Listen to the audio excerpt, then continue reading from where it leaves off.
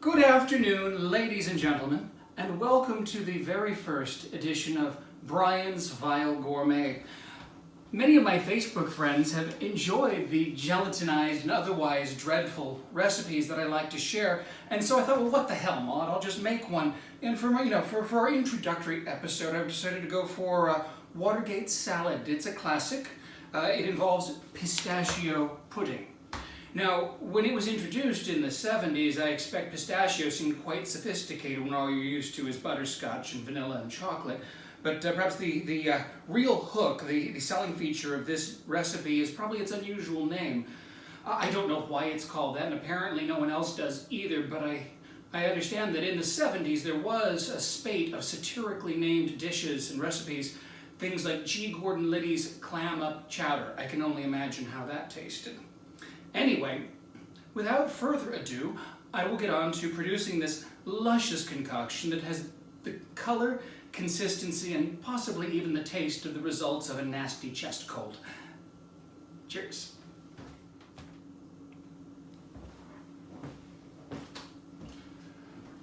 One of the attractions of this particular recipe is the minimal number of ingredients. First, and most important, pistachio instant pudding.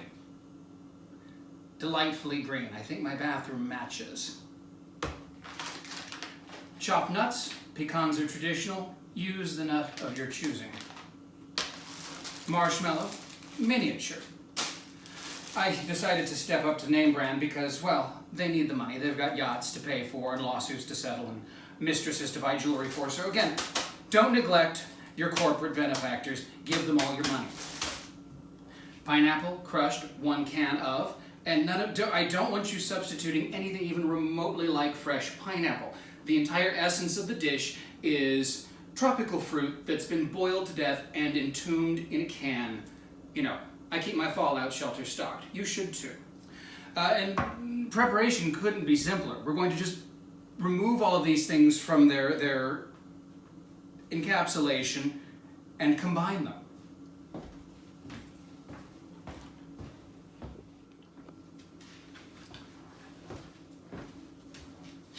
If there's one thing Julia Child taught us, it's the value of cooking with wine. Now, where she went astray is with the erroneous idea that you should put some of it in the food.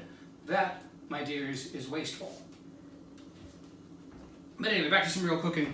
I've exhumed the ingredients from the respective packaging, and you, delicacy is of the utmost here, you drop them all into a mixing bowl. In this case, I've chosen a lovely 1930s number in green glass to match the finished product. Careful with the tearing, this is the tricky bit. Ah yes, the best foods come in colors that don't exist in nature. Lovingly fold the pudding mix into the crushed pineapple along with its juice.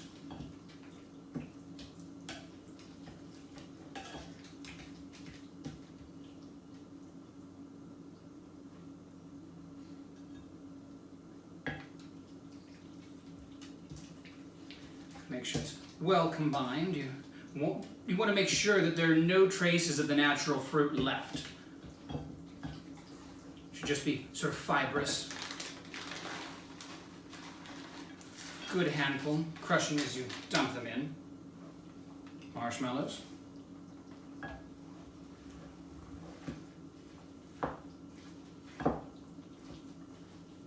Oh yes, that's coming together marvelously. It already looks sort of, well, I don't know, you really want it to have a sort of pus-like quality at this stage. That's all important. And finally, just to lighten and sweeten the mixture further,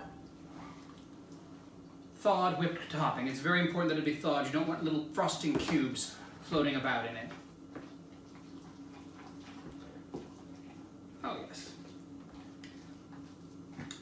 Delightful sound. It's a little bit like stirring decomposing flesh or something of that nature, I should think. But the results speak for themselves. We have a sophisticated dish that is perfectly acceptable either as a sweet side with your main or as a dessert in its own right.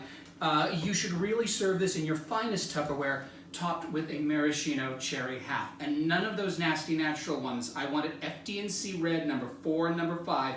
It should glow on top of the green pus that you're about to serve your guests. Anyway, I do hope you've enjoyed the very first edition of Brian's Vile Gourmet, and who knows what I'll cook up next week, assuming I survive that long. Cheers.